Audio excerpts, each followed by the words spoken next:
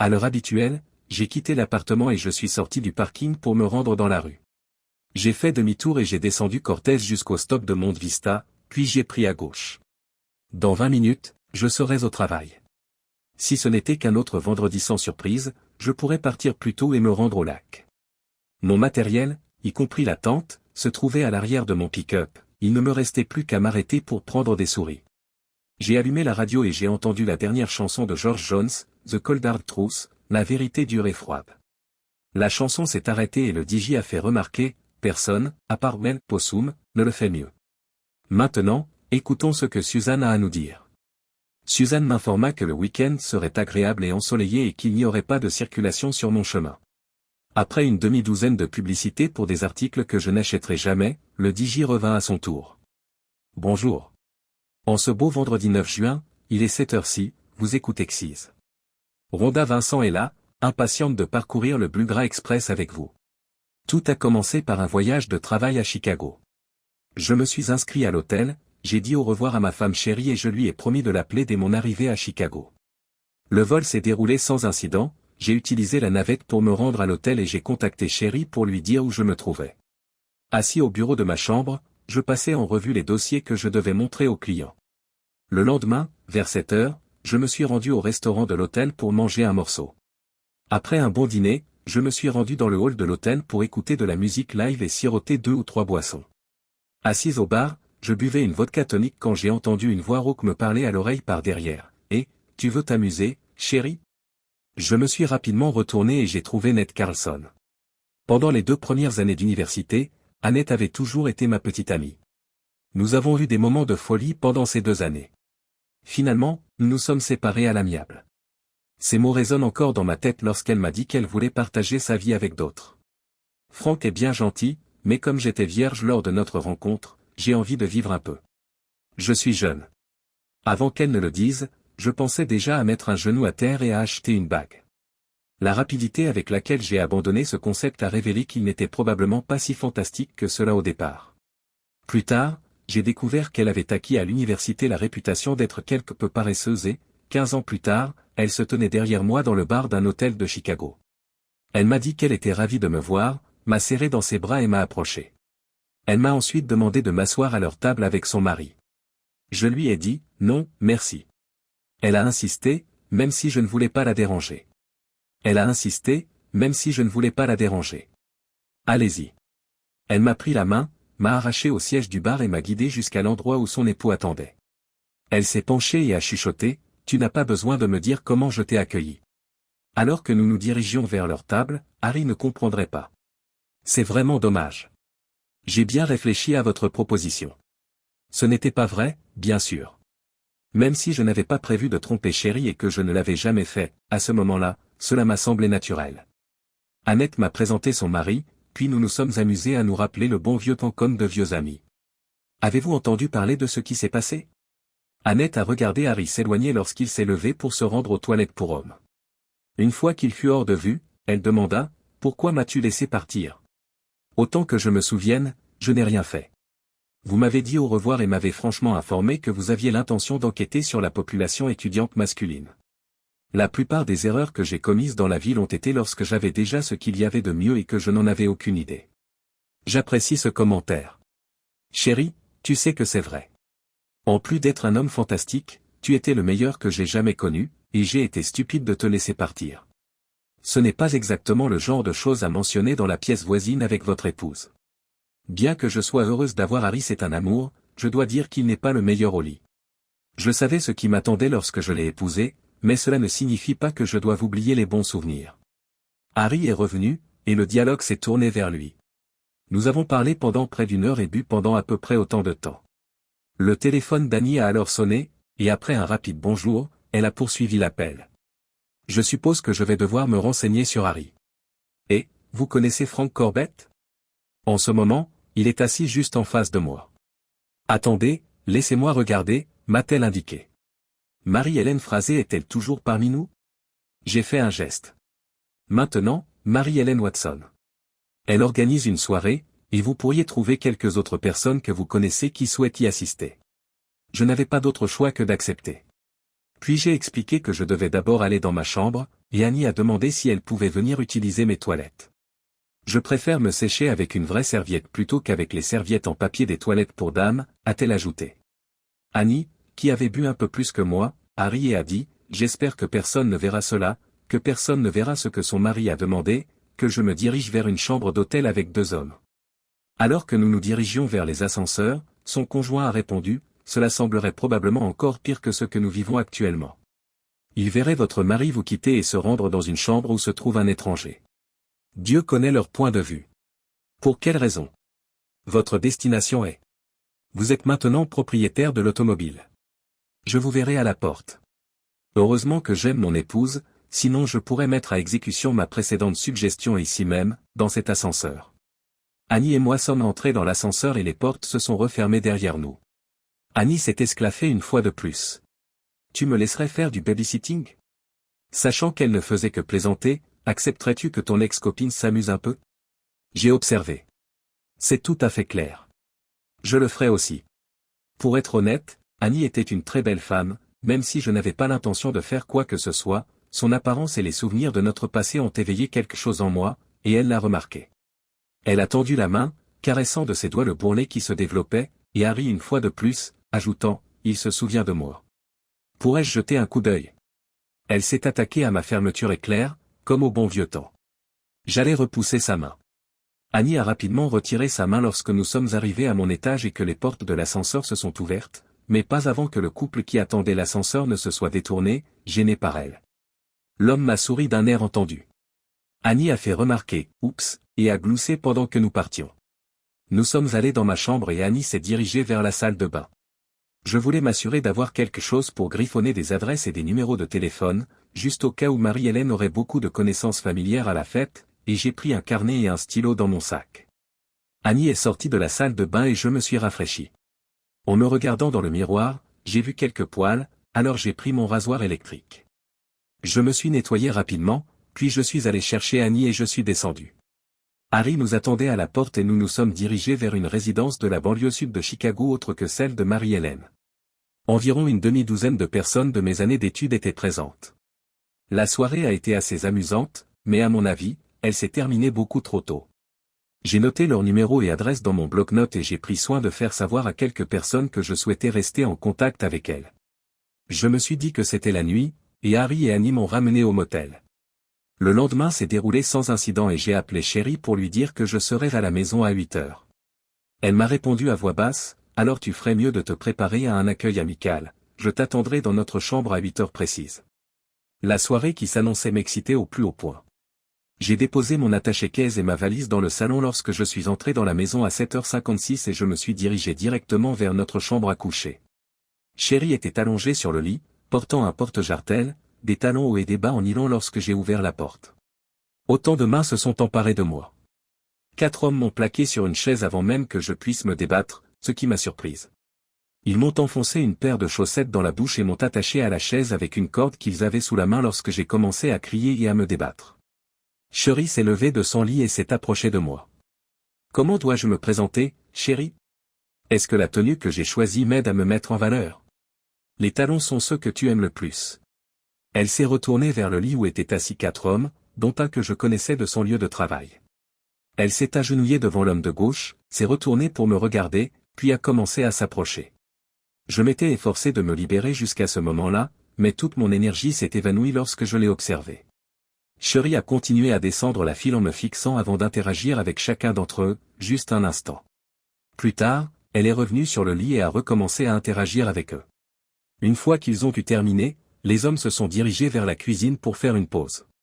Chérie a recommencé à se concentrer sur 2 d'entre eux à la fois lorsqu'ils sont revenus, tandis que les autres la regardaient et la touchaient. C'était intense et je me sentais totalement impuissante. Chérie ne faisait aucun effort pour cacher son plaisir, ce n'était ni lent ni délicat. Elles sont retournées une fois de plus après une deuxième pause. Chérie a changé de robe mais a laissé ses talons. Elle poursuivit en me regardant, merci pour cela. C'est grâce à vous que je m'amuse beaucoup plus que je ne l'aurais imaginé. Merci pour cette chance, je ne suis pas sûr que tu aies aimé ton séjour avec cette femme de l'hôtel autant que je l'aime ici. Elle est repartie vers sa compagnie, et je l'ai regardée partir avec une grande perplexité. Je lui ai proposé cette possibilité. C'est alors que j'ai eu une idée, la femme qui se trouvait dans votre chambre d'hôtel hier soir. Elle a découvert Annie d'une manière ou d'une autre et a totalement mal interprété les circonstances. Après ce qu'elle venait de faire, je doutais de pouvoir reparler à Cherie, et j'étais donc puni pour quelque chose que je n'avais jamais fait, jamais su. Cherie s'est tournée vers le groupe alors qu'elle retournait sur le lit et a souri d'un air amusé, « Je veux essayer quelque chose que j'ai lu. » Alors qu'ils se mettaient tous en position, les hommes ont souri. Cherie marcha élégamment entre eux, participant à un moment puissant mais pas particulièrement long. Des chuchotements et des rires discrets envahissent la pièce. Cherie semble s'amuser et les hommes lui emboîtent le pas. Au bout d'un certain temps, le moment s'est achevé, les hommes se sont habillés et ont quitté la pièce en silence. « Encore un peu, ma chérie, dit-elle alors qu'ils maintiennent l'ambiance chargée. « Je dois me rafraîchir avant que nous puissions parler, a-t-elle poursuivi alors que le dernier d'entre eux passait la porte. Elle est partie aux toilettes et j'ai entendu la douche se mettre en route. Elle est revenue dans la pièce, toujours nue, environ une demi-heure plus tard. Elle s'est coiffée, s'est maquillée, a pris un peignoir dans l'armoire et l'a enfilé. Elle s'est approchée de moi, m'a retiré les chaussettes de la bouche et m'a dit, « Ce que tu viens de voir, bébé, c'est ce que je ferai chaque fois que tu me tromperas. » Elle a commencé à défaire les cordes qui me maintenaient attaché à la chaise. J'ai failli ajouter, en espérant que tu me trompes souvent. C'était vraiment fantastique. Si je me laissais aller, je pourrais tout à fait m'y habituer.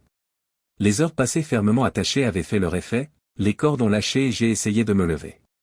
Obligé de m'agripper à la chaise pour ne pas tomber par terre, j'ai titubé et je me suis presque effondré. Chérie m'a dit, « Viens ici. Assieds-toi sur le lit et discutons. » Je me suis détourné d'elle et j'ai titubé vers la salle de bain, mais je n'y suis pas arrivé avant de m'écrouler. Chérie s'est approchée pour m'aider, mais je lui ai dit en grognant de ne pas s'approcher de moi. Me sentant un peu plus stable, je me suis relevé, j'ai utilisé la salle de bain, je me suis passé de l'eau froide sur le visage et je me suis séché. Je quittai la salle de bain, traversai la chambre pour me diriger vers les marches et commencer à descendre. Chérie me suivait de près. « Où vas-tu ? Rob, il faut vraiment qu'on en parle. Il faut qu'on mette les choses au clair. » Je me suis détourné d'elle et je me suis dirigé vers l'endroit où j'avais laissé mon attaché-caisse et ma valise en rentrant à la maison. Je les ai ramassés et j'ai quitté la maison. Chérie me suivait en criant dans l'embrasure de la porte. « Où vas-tu, Rob ? Cela ne résoudra rien. Reviens. Nous devons parler, continua-t-elle à crier. J'ai tourné à droite dans la rue et j'ai quitté l'allée en reculant. Après m'être enregistré dans un motel proche de mon travail, je me suis fixé un réveil de 6 heures et j'ai sombré dans un sommeil agité.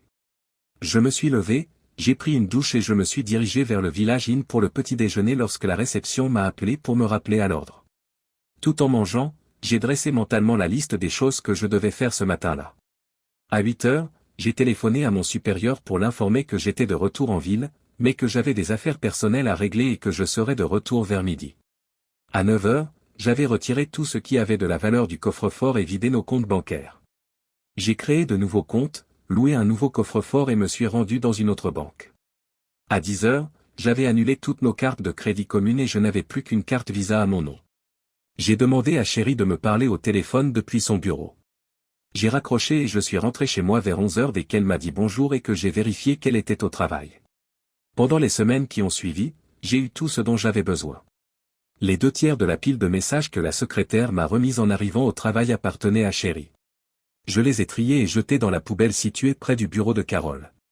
J'ai ensuite annoncé à Carole que Chérie et moi nous étions séparés et je lui ai conseillé de ne plus répondre à ses messages et de ne plus me transmettre ses appels. Lors de ma visite à son bureau, j'ai remis à Bean un résumé de mes réunions à Chicago. Puis j'ai dit que je devrais peut-être prendre un congé imprévu. J'ai dit que Chérie et moi nous étions séparés et que j'avais besoin d'un peu de temps pour trouver un appartement et déménager. Il m'a demandé si je pouvais reporter mes congés de quelques jours. Vous devriez aller à Atlanta et vous occuper d'une affaire là-bas. Tu seras probablement absent pendant 4 ou 5 jours. Pas de problème, lui ai-je répondu, et c'est vrai.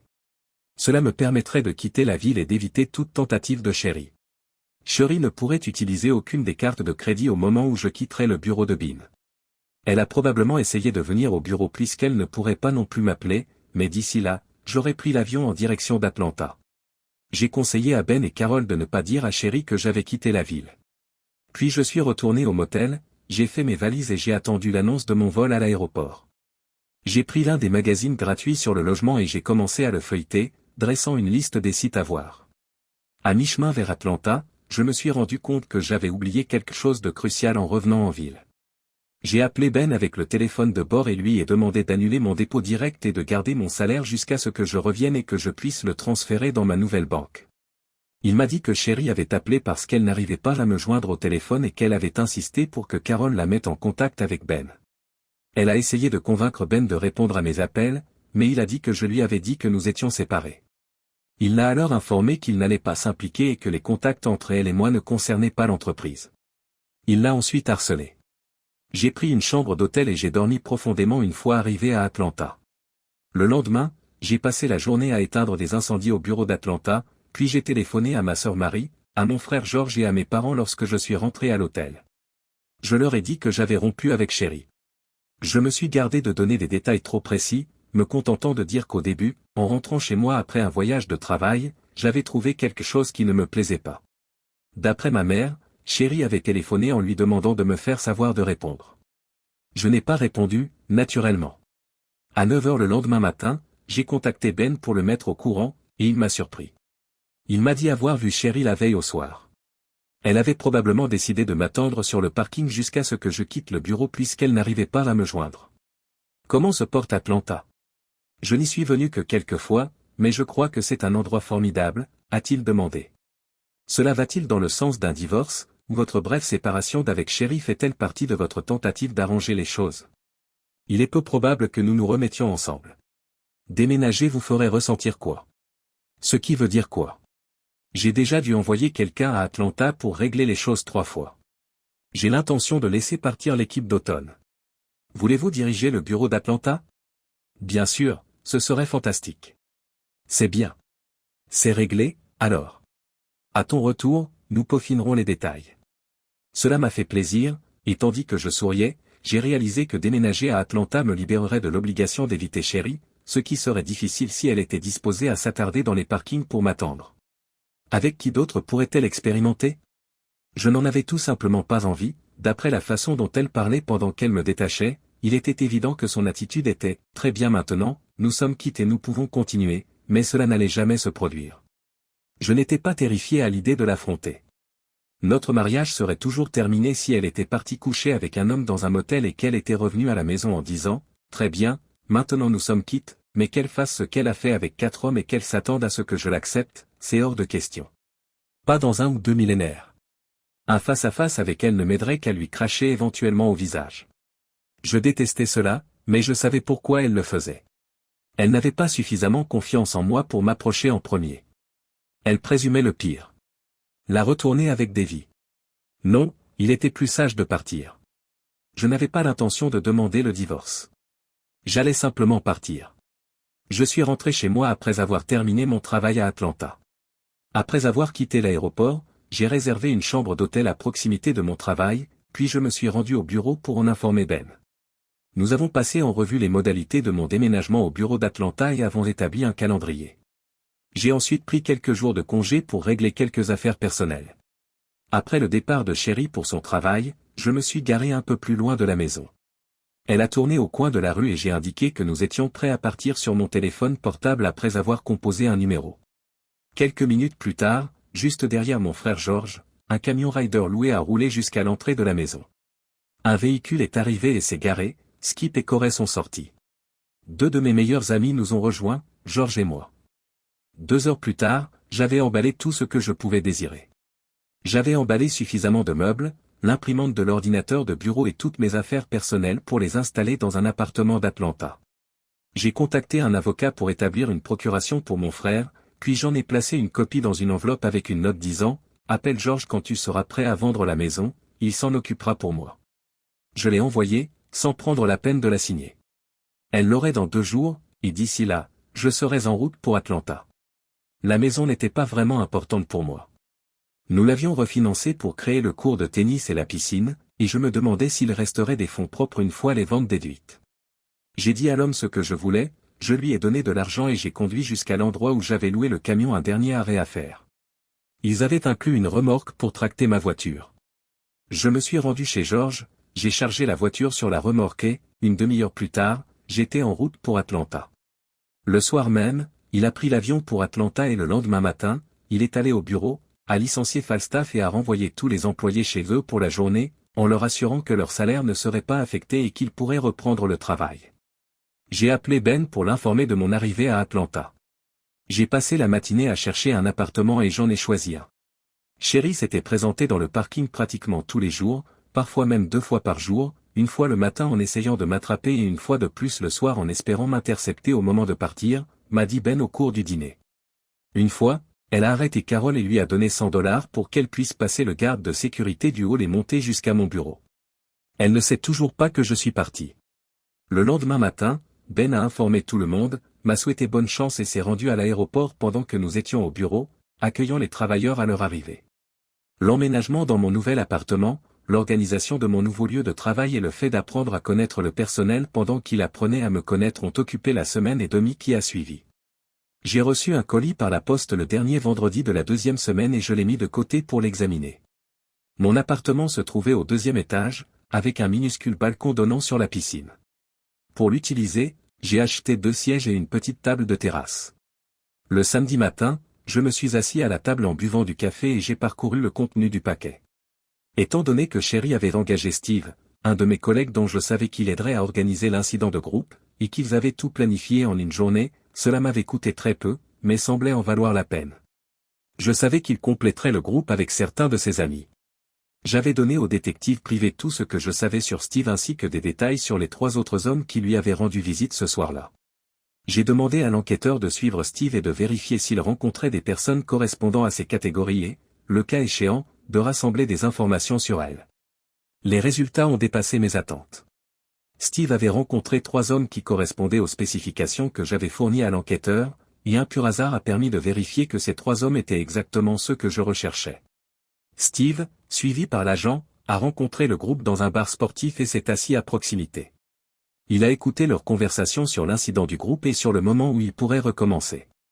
Il s'est levé d'un bond pour demander de l'aide et a suivi le trio à la sortie du bar, ce qui lui a permis de ne pas savoir s'ils avaient choisi une date. Bien que cela ait coûté cher, j'ai aujourd'hui les noms, adresses et bureaux des 4 hommes et j'ai commencé à planifier. 3 mois plus tard, j'ai pu planifier une excursion d'un week-end. J'ai emporté du carburant supplémentaire dans des bidons afin de ne pas avoir à m'arrêter dans une station-service, après tout, personne ne suit les véhicules comme les avions. Le fait de savoir qu'il faudrait attendre très longtemps avant que Steve Bowen puisse à nouveau utiliser son équipement m'a rendu heureux lorsque le lundi matin est arrivé. L'application répétée d'un tuyau en fonte sur la région de l'aine endommage généralement les organes masculins. Prenant sa montre, ses bagues, son portefeuille et tout ce qui se trouvait dans ses poches, un homme cagoulé a apparemment attrapé Bowen sur le parking devant sa maison et l'a battu jusqu'à l'extrême limite de sa vie. 3 semaines plus tard, Archie Mellon et Jeff Montrose ont vécu la même chose. Norm Reed semblait avoir compris ce qui reliait Bowen, Mellon et Montrose au moment où j'ai fait mon 3e voyage et il a commencé à travailler dans un autre état, quittant Dodge. 3 sur 4, ce n'est pas terrible, mais c'est dommage. J'ai bien pensé à le retrouver avec un détective privé, mais je n'ai pas voulu. 5 mois plus tard, les affaires marchaient bien. Je me suis particulièrement rapproché de l'une des femmes en bikini que j'ai rencontrées et qui se détendait au bord de la piscine. Parmi elles, une hôtesse de l'air nommée Brandy, qui passait du temps avec moi et finissait par se retrouver dans mon lit lorsqu'elle ne prenait pas l'avion ou ne rendait pas visite à ses parents. Jusqu'à ce qu'elle m'annonce qu'elle allait épouser l'un des commandants de bord avec lesquels elle volait régulièrement, c'était un arrangement convenable pour nous deux. Elle m'a présenté une autre hôtesse de l'air, Gloria, et nous avons sympathisé comme si elle soupçonnait Gloria d'être dans son lit pendant leurs escales, en guise de cadeau d'adieu. Dès le début, Gloria m'a fait comprendre que son seul intérêt était un arrangement entre amis, ce qui aurait été tout à fait acceptable. Après avoir perdu Brandy et avant de commencer mes activités avec Gloria, je me suis senti déprimé pendant quelques jours, puis les choses ont empiré. Je suis rentré du travail un mardi soir, je me suis garé dans le parking et j'ai entendu « Hey, Rob » en sortant de la voiture. Je me suis retourné et j'ai trouvé Sherry. Surpris de la voir, je suis resté là à la regarder. Je me sentais plus déçu que prévu, insatisfait. Je m'attendais à ne plus jamais te revoir. J'aurais dû m'en rendre compte dès mon départ, a-t-elle dit. Cela aurait peut-être été le cas si tu avais demandé le divorce. Ton manque d'espoir quant à notre capacité à régler les choses et à poursuivre notre vie ensemble m'a causé beaucoup de détresse. Ce n'est pas du tout probable, n'est-ce pas? Cela s'est terminé avec l'incident de votre groupe. Après ce que vous avez fait, comment pouvez-vous m'accuser de cela? Je ne suis même pas sûr de ce que vous diriez que j'ai fait. Le taureau est ce qu'il est, Robert. Après avoir téléphoné et découvert Trump dans votre chambre, je vous ai dit que je voulais me venger. La clocharde n'était pas dans ma chambre. Chérie, refuse de me raconter des mensonges. Quand je vous ai appelé, une femme a répondu. Elle m'a dit qui elle était quand j'ai demandé. Puis elle m'a demandé, en disant que j'étais votre femme, qui j'étais. Elle a ri et m'a dit, oh, tu es donc la chanceuse qui a toujours ce type génial, puis elle a raccroché. Alors, au lieu de m'en parler, tu es allé faire quelque chose de stupide et tu as eu un incident de groupe pour me donner une leçon. C'est tout? Elle parlait avec beaucoup d'enthousiasme. Annie, tout d'abord, n'était pas une traînée. Avant qu'il ne me conduise à une fête avec des gens avec qui j'étais à l'école, elle et son mari m'attendaient pour aller aux toilettes dans ma chambre. Annie était probablement en train de jouer quand vous avez appelé, elle avait trop bu. Arrête, Rob. Elle m'a dit franchement qu'elle savait pour ta taille, tu sais, elle savait qu'Annie était ma petite amie pendant les 2 premières années de l'université. Puis nous avons rompu, et une fois de plus elle était avec son mari. Si tu avais pris la peine de communiquer avec moi avant de détruire notre mariage, tu aurais pu découvrir tout cela. En ce qui concerne le divorce, je t'aurais conseillé de ne pas le demander et de te laisser t'en occuper. Comment l'aurais-tu décidé? Si j'avais demandé le divorce avant de partir, nos biens auraient dû être divisés en parts égales. Si c'est moi qui dépose la demande, c'est peut-être encore vous qui devez le faire, les biens que nous aurions dû partager auraient été ceux que nous possédions conjointement au moment du dépôt de la demande. Pour l'instant, il ne s'agit que de la maison, il n'y a pas assez de fonds propres pour que cela concerne vraiment quelqu'un. Vous attendrez longtemps si vous attendez que je demande le divorce. Il y a toujours une chance tant que nous sommes mariés. Non, chérie, les chances n'existent pas sur cette planète. Quand tu as fait ce que tu as fait par dépit, tu as montré exactement ce que tu croyais en moi. Tu m'as montré que tu te méfiais de moi et que tu pensais que j'étais une mauviette qui ne ferait qu'accepter ce que tu as fait et s'excuser. Je serai un bon garçon à l'avenir. Tu as tué notre mariage, il n'y a aucun moyen de le reconstruire. Tu es faux. Non pas que tu sois faible. Quand cette femme a répondu à ton téléphone, j'ai pensé que tu serais aussi furieux que moi. Mais vous n'êtes pas faible. Je les ai donc fait attacher à la chaise pour t'aider à rester sous contrôle. Je t'adore, Rob. Je t'apprécie. J'ai besoin de toi et je te veux. Chérie, c'est dommage, je ne te veux pas, surtout après avoir été attaché à cette maudite chaise et forcé de te regarder pendant des heures. Pendant que j'étais assis là, tu sais ce qui a le plus attiré mon attention, ta rapidité à tout arranger et ta simplicité. On aurait dit que vous l'aviez déjà fait plusieurs fois. Vous aviez l'air très à l'aise parmi les 4 gars. Vous sembliez en harmonie, comme si vous partagiez tout le plaisir. Son teint est devenu pâle. Pas du tout. Rob jamais, oh non. J'ai juré à Dieu de ne jamais le faire. Malheureusement, chérie, je n'ai plus confiance en toi, par conséquent, je n'y crois pas, mais cela ne fait aucune différence. Une fois a suffi. Considérez-le de cette façon. Allez-y, vous avez dit que c'était incroyable et que vous pourriez vous y habituer. Appelez vos 4 gars et partez. Non, même si j'aurais aimé pouvoir le faire. Pourquoi pas? Je ne vais pas vous arrêter, c'est certain. Vous savez déjà pourquoi. Ils savent que c'était vous, même s'ils ne peuvent pas le prouver, vous savez ce que vous avez fait. Je m'excuse, chérie. Ce dont vous parlez m'échappe. Je ne suis pas stupide, Rob. Je ne le suis pas. Il était facile de déterminer qui était coupable quand 3 des 4 ont fini aux urgences et que leur seul point commun était cette nuit avec moi. 3 juste ici. Pourquoi pas les 4 aussi? Norm l'a résolu aussi et a quitté la ville avant que vous ne puissiez l'atteindre. Où est-il allé, une idée? Pourquoi vouliez-vous savoir? Je suis simplement intéressé. Rob, vous n'êtes pas un très bon menteur, par conséquent, ces 4 questions ne sont pas pertinentes. Qu'est-ce qu'il y a alors? Vous les avez trouvées assez rapidement. Il ne devrait pas être difficile d'en trouver d'autres. Je ne veux qu'un seul autre homme. Vous êtes désiré. Je déménage à Atlanta dès que la maison est vendue, j'ai fait une offre. Pourquoi, diable, feriez-vous cela? De toute façon, ce sera plus près de toi. Si nous étions à 1000 kilomètres l'un de l'autre, nous ne pourrions pas nous entendre. Tu as entendu ce que je viens de dire? Nous ne nous remettrons pas ensemble. Le simple fait de te voir ici et de temps en temps me rappellera toi et tes 4 compagnons. J'essaie d'oublier ces souvenirs, pas de les raviver. Dis ce que tu veux, mais je te reconquérirai. Même si cela peut prendre du temps et que ce n'est pas simple, je vais le faire. Je me suis éloigné d'elle et je me suis dirigé vers mon appartement. Je n'ai jamais cherché à savoir comment elle m'avait trouvé. Elle avait dû engager un détective privé. Je me suis demandé pourquoi, lorsqu'elle avait appelé, je n'avais pas entendu le téléphone. Cela avait dû se produire pendant que j'utilisais mon rasoir électrique. Après avoir vendu la maison, elle est partie pour Atlanta. D'une manière ou d'une autre, elle a trouvé un appartement dans le même quartier que celui où je vivais. Heureusement, ce n'était pas dans le même immeuble, mais c'était encore assez proche pour qu'elle puisse me surveiller. Chaque soir, lorsque je rentrais du travail, je trouvais des lettres glissées sous ma porte m'invitant à dîner, me demandant de l'accompagner dans divers restaurants ou de prendre un verre après le travail. Elle prétendait souvent qu'elle préparait l'un de mes plats préférés. Je les ignorais toutes, mais hier soir, je me suis arrêté pour y réfléchir. Même si je n'en ai pas lu dernièrement, nous aimons tous les deux faire l'amour. Mais vous savez quand. Vous pouvez aussi envisager un arrangement d'amis avec avantage ou oublier les amis et envisager des voisins avec avantage. Qu'en pensez-vous? Chérie était vraiment douée au lit, alors j'ai envisagé de le faire une bonne partie de la nuit et une partie de la matinée. Soudain, je me suis rendu compte de ce que je pensais, j'ai secoué la tête pour m'éclaircir les idées et j'ai dit, bien sûr que non.